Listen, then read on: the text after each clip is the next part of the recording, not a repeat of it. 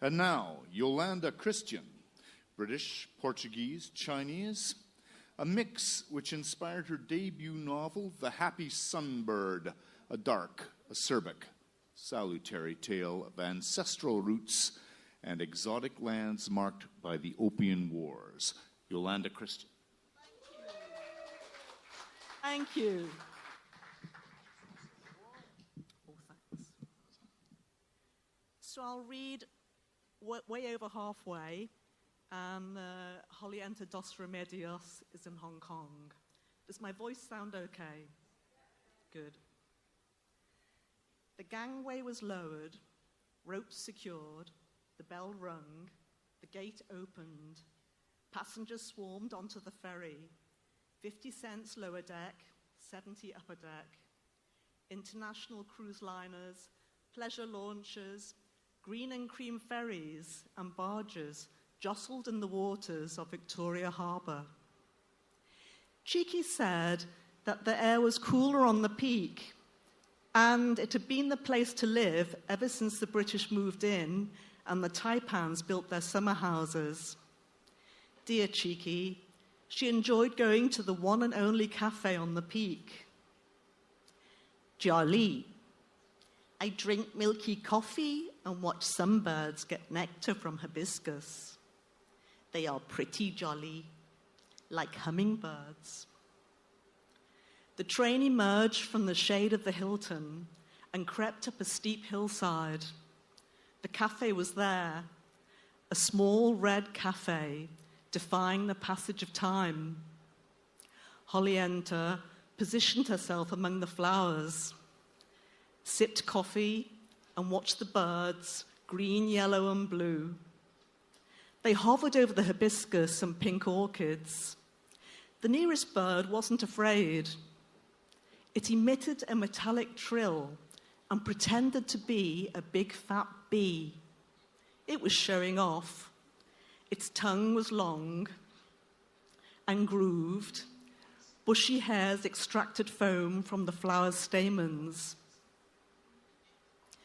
Now to find the highest spot.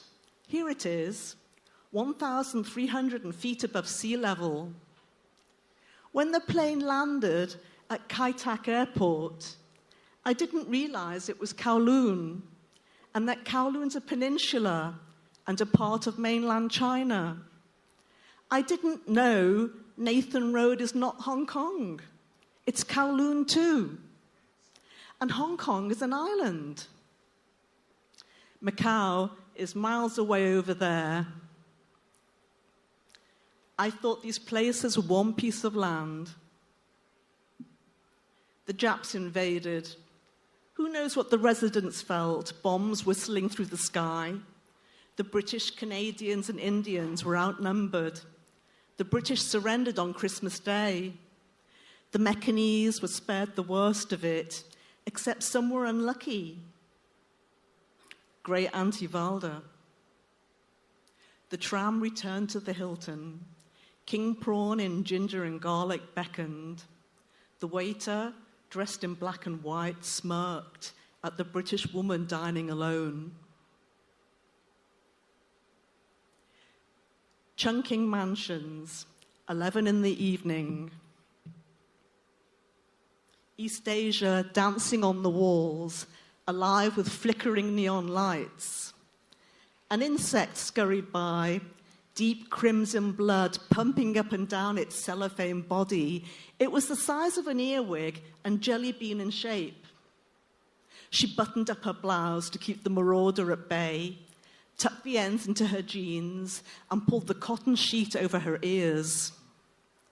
The dorm light came on, and then off again. Julieta turned over, back to sleep.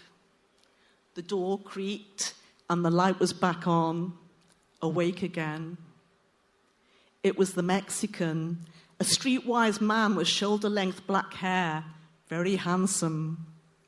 He unbuttoned his check shirt and invited Julieta to sample his torso. She looked away. His jeans dropped. Coins clattered and rolled across the floor. He switched the light off, clambered into bed, and sent it thumping into her bed. She hauled the sheet over. It held her ears, her eyes, her breath.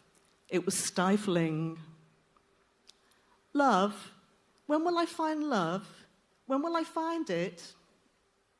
She pushed the question away, tried to be rid of the bugs crawling over her body, hot and sweaty, sucking blood, nestling in the folds of her clothing, and begged the crane to appear.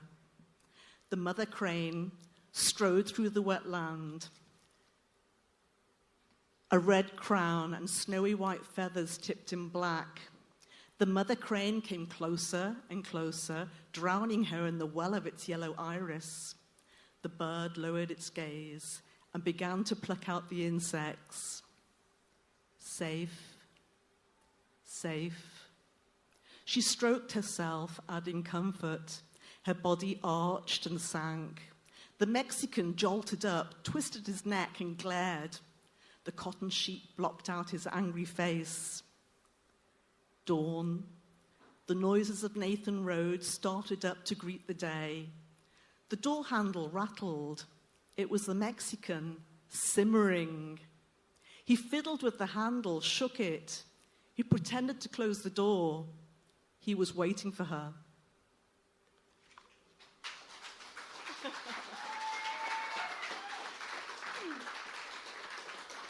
Thank you. There's a bookmarker which is available, and it will tell you about the Happy Sunbird, which will eventually be released. Thank you very much.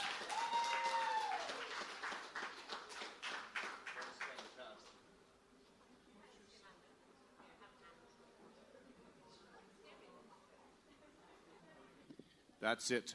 Brain food, ladies and gentlemen. And now, a word from our sponsor. Just kidding. Our organizer. Zelda.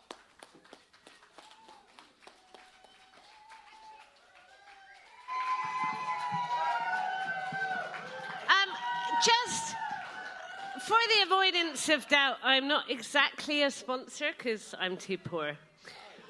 So I haven't put any money in, but I just wanted to say 1 minute of thank you to Sharon for doing the book stall and Sheila.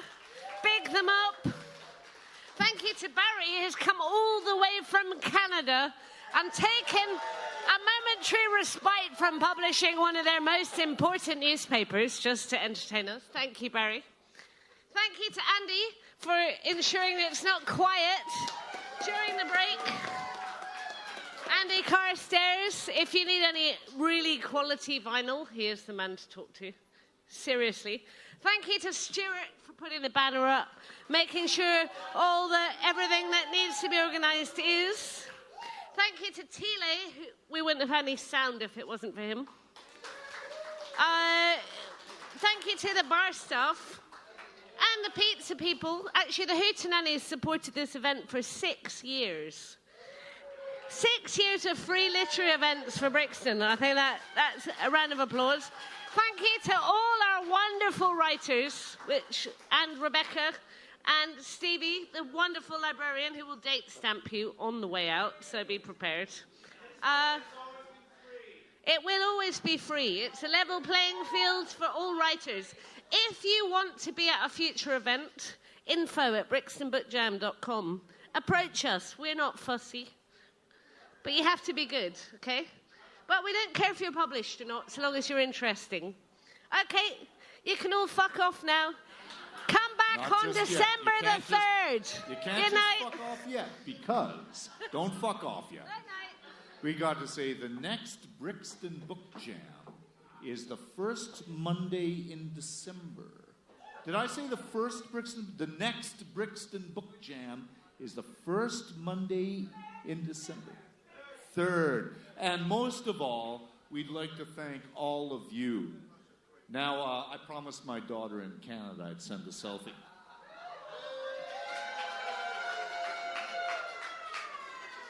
Thank you very much. Keep on reading.